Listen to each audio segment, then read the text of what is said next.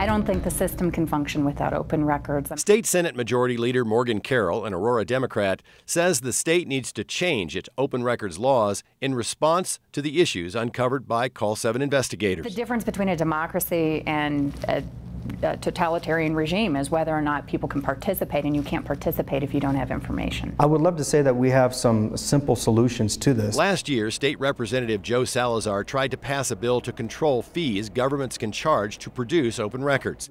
But the Thornton Democrat found so little support that he quickly pulled the legislation. After going through the working group and seeing all the various interests, there doesn't appear to be simple solutions. Salazar vowed unreasonable costs and the court's unilateral records directive will be up for debate next year. And we're trying to figure out through a working group how we can balance the interests of public entities with the interest of the public, with keeping in mind that public access to documents, to its own documents, is paramount.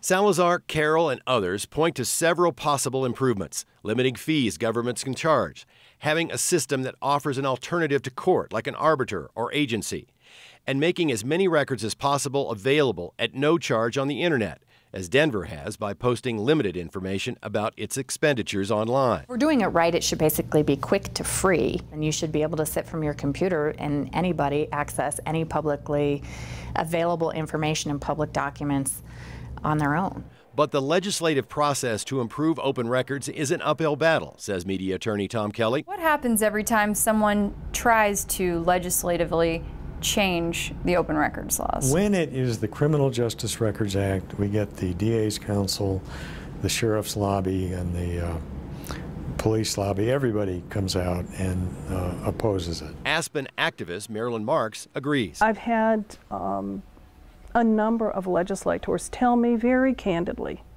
look, citizens have no chance here.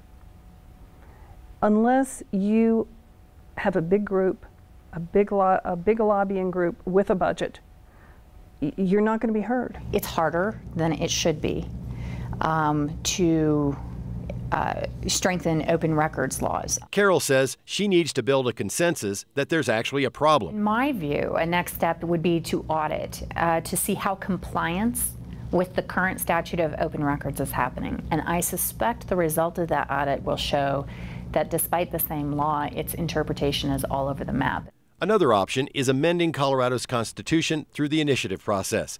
Ballot issues have successfully limited campaign contributions and legalized recreational marijuana use when the legislature would not. The nice thing about a constitutional amendment is that you can't amend it, which usually happens when we offer a bill. Good government measures have a history in Colorado of doing particularly well at the ballot. If you just have a simple, straight-up question. I'm really hesitant on referendums myself. I think our Constitution is overly burdened by amendments and referendums and what have you, but I'm not closed off to the idea. But in the end, it is the average person who is hurt by a lack of government transparency. Terrell Johnson, who was falsely arrested by Denver police and denied records about his complaint, has moved his family out of the Five Points area to a quiet bungalow in Stapleton, where he and his wife run a home business. He has moved on with his life, but he says if he had never obtained all the information about his false arrest, that April night in 2002 would still haunt him. Just release the records. If you don't have anything to hide, just release your records. That, says Terrell, is what is in the public interest and shouldn't take years to enforce. I mean, you shouldn't have to jump through hoops to get something that's yours.